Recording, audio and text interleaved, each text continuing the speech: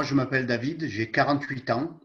Alors, je vais vous témoigner de ce que j'ai vécu dans ma vie et de comment j'ai rencontré ce Dieu qui reste parfois mystérieux pour beaucoup de personnes.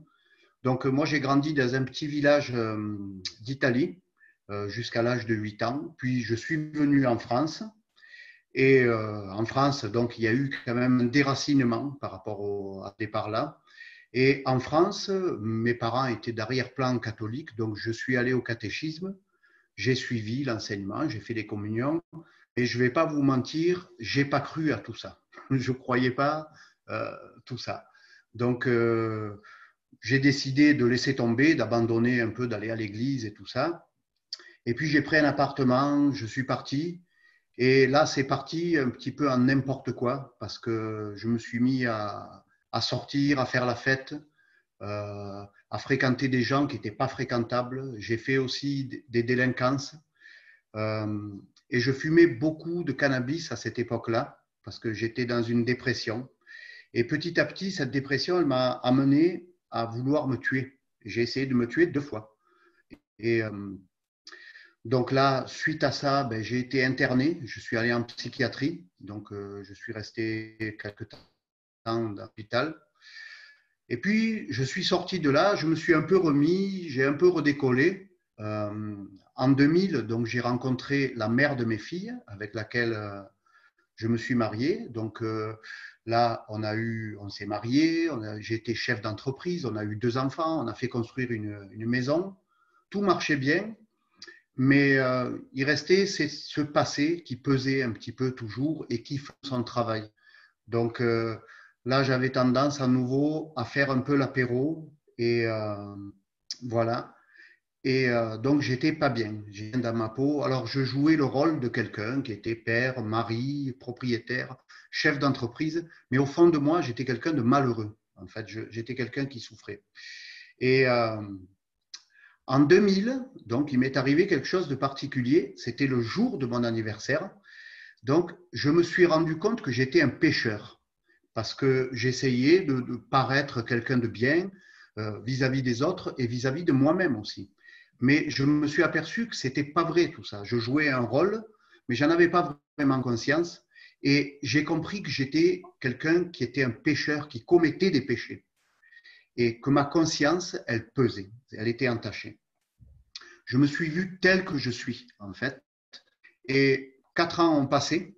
Donc, entre-temps, ben, j'ai divorcé, j'ai arrêté mon entreprise, j'ai vendu ma maison, vraiment. J'ai redéménagé, j'ai pris un appartement. Et à cette époque-là, j'étais en couple avec une femme. Et donc, j'étais pas bien du tout. Là, j'étais en dépression, j'étais dans ma maison et je buvais de plus en plus. Et jusqu'à arriver, bon, j'espère que vous êtes assis, jusqu'à arriver à 3 litres de whisky par semaine. Et donc là, je crois qu'on peut dire que j'étais au fond du trou. Et là, j'étais dans la colère, j'étais dans la haine, j'étais dans la dépression, dans l'alcool. Et cette femme-là qui me tue, j'arrivais pas à m'en libérer. Donc, je me voyais vraiment condamné. Je me suis dit, mais tu vas vivre une vie comme ça. C'est pas possible. Donc, je regardais des vidéos. J'étais chez moi, hein, dans ma chambre. Euh, et j'ai écouté un chrétien qui parlait. Et c'était intéressant parce qu'il parlait de Bible, il parlait de repentance, il parlait de péché, de Dieu, de paix, tout ça. Et quand même, ces paroles, elles m'attiraient. Il y a quelque chose qui était en train de se passer. Pardon. Et à un moment donné, il a dit, mais si vous voulez voir Dieu dans votre vie, ben, priez. Dites cette prière. Pardon, Dieu, pour tous les péchés que j'ai commis, parce que je les ai commis contre toi, et j'accepte Jésus comme Seigneur et Sauveur, qu'il a porté tous mes péchés à la croix et que le fait qu'il les ait portés, je peux être pardonné. J'ai dit ça, j'ai dit cette prière. Mais là, quand j'ai fini de dire ça, il s'est passé quelque chose d'incroyable et j'en ai la chair de poule de vous le raconter ça, parce que c'est quelque chose de... J'ai senti quelque chose qui est rentré à l'intérieur de moi, comme une force, une puissance qui est rentrée et j'ai été envahi de cette puissance. Et là, je me suis mis à pleurer et j'étais pétrifié, on va dire. J'étais sur mon lit, là, j'étais assis et je sentais un amour que j'avais jamais ressenti de ma vie. une paix d'une puissance. On aurait dit que tous mes problèmes, dépression, colère, tout se passait, tout ça, tout s'était envolé. Et ça a été le cas. Et je me souviens même, je me suis redressé, même physiquement. C'est comme si un poids s'était enlevé sur mes épaules. Et donc, je suis resté 3 jours comme ça chez moi et je savais pas trop quoi penser de ça. Je savais que j'avais prié, évidemment. Et, mais j'ai reçu une paix, j'ai reçu un amour, du repos. Et je voudrais vous citer un passage de la Bible qui parle. Ce sont des paroles de Jésus, ce sont des paroles qu'il a prononcées il y a 2000 ans. Et il a dit, venez à moi, vous tous qui êtes fatigués et chargés et déprimés, parce que vous ployez sous le poids d'un fardeau trop lourd, ce qui était mon cas, je vous donnerai du repos. Que j'ai reçu ce repos que Jésus a promis il y a 2000 ans. Et ça a été quelque chose d'incroyable. Et après, je suis allé quand même rejoindre une église parce que j'étais curieux de savoir ce qui s'était passé et pourquoi, le pourquoi du comment, toute une curiosité là s'était mise en marche. Et je suis allé dans une église, donc j'ai rencontré un pasteur dans une église qui m'a fait lire la Bible et qui m'a fait lire des choses que j'avais vécues. Le don des péchés, le don de la paix, de l'amour et tout ça. Et en fait, petit à petit, j'ai compris, enfin même assez rapidement, que ce que j'ai vécu, en fait, c'était la rencontre avec Dieu, en fait. C'était pas juste le don de quelque chose. J'ai rencontré la personne de Dieu. Et vous avez sûrement entendu parler du Saint-Esprit. Et c'est ça, cette force est entrée en moi. Ce jour-là, quand j'ai confessé Dieu, quand j'ai confessé mes péchés, quand je l'ai appelé, que je lui ai dit que je voulais qu'il soit Seigneur, il a fait rentrer son esprit à l'intérieur de moi. Et un être humain qui reçoit cet esprit, je peux vous dire que c'est quelque chose d'incroyable. Moi, ça a complètement changé ma vie. Et je suis aujourd'hui une autre personne. Et les 3 litres de whisky que je buvais, dès le lendemain matin, je n'ai plus jamais eu envie de boire une goutte d'alcool. Je suis complètement libre de boire une bière si j'ai envie, mais je ne suis plus alcoolique, je ne suis plus obligé. Je fumais 50 cigarettes par jour, j'ai arrêté de fumer, complètement. La femme qui m'avait fait de la magie, j'ai pu la quitter. Je l'ai faite venir chez moi, je lui ai dit voilà, maintenant je vais te quitter. Bon, j'ai été libéré de ce sort de magie. J'ai été libéré de la dépression. J'ai été libéré de la colère, de la haine, de choses comme ça. Que les gens autour de moi, qui me connaissaient, que je fréquentais, ne comprenaient pas ce qui s'était passé. Ils me disaient, mais qu'est-ce qui t'arrive? Tu n'étais pas comme ça, tu es joyeux, qu'est-ce qui se passe? Et j'ai expliqué ce qui s'est passé. Et je voudrais vous dire comment cette chose, elle est arrivée et surtout pourquoi elle est possible, cette chose-là. Et ce qui s'est passé, cette rencontre avec Dieu, c'est possible parce qu'il y a 2000 ans en arrière, Dieu le Père a envoyé son Fils éternel et aussi la parole éternelle. Et ce Fils éternel a pris un corps humain, il a pris une nature semblable à la nôtre. Et il est resté sur terre 33 ans. Et il a pris des disciples, il les a enseignés, et puis il est allé mourir à la croix. Et il a porté tous les péchés de tous les êtres humains. Et après, quand il a été à la croix, il est mort, mais il a vaincu la mort, il est revenu à la vie, il est ressuscité, puis il est reparti au ciel, près du Père.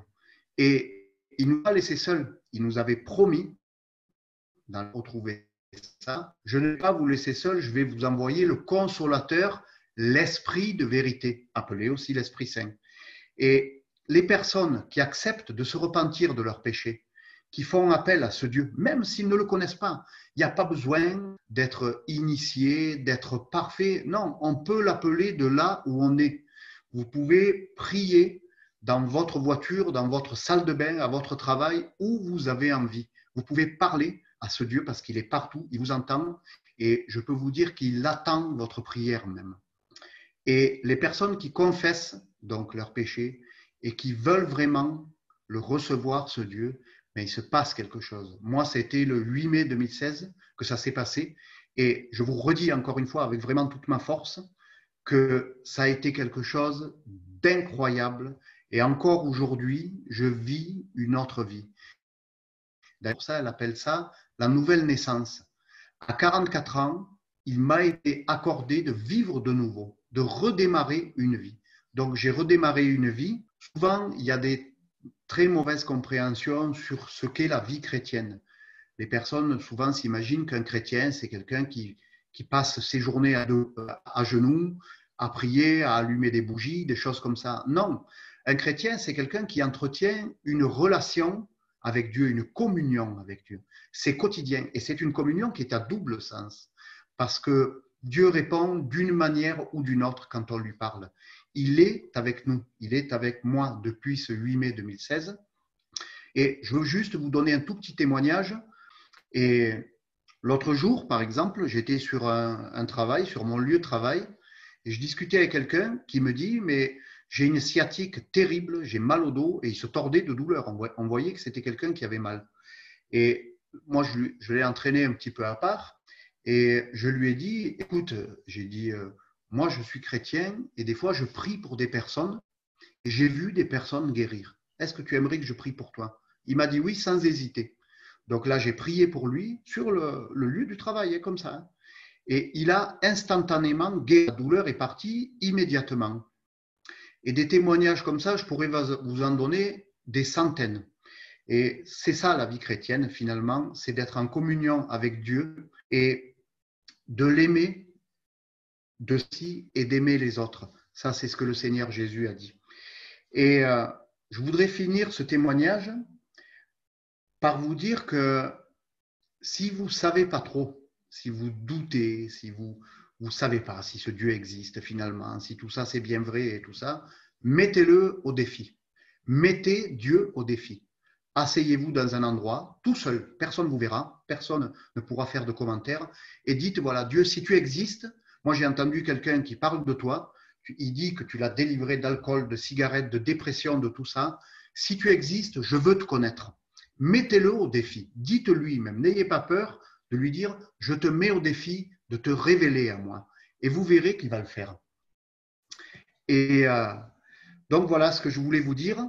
Et la dernière chose, c'est n'ayez pas peur de Dieu. Tout ce qu'on entend sur Dieu, ça ne peut être que erroné si on ne l'a pas rencontré en esprit et en vérité, comme ça m'est arrivé et comme ça arrive à des millions de personnes.